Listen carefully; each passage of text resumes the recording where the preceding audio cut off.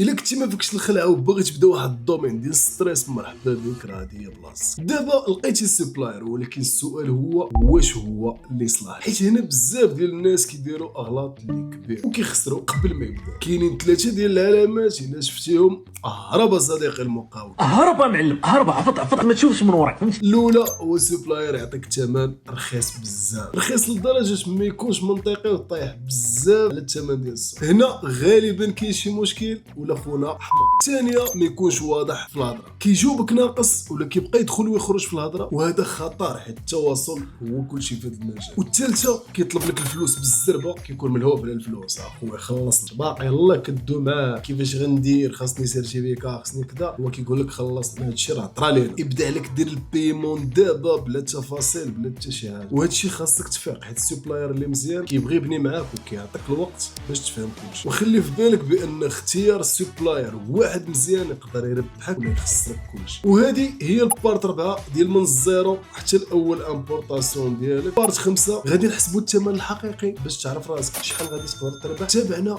باش تكمل من الزيرو اول بيعه، وهذا ما كان.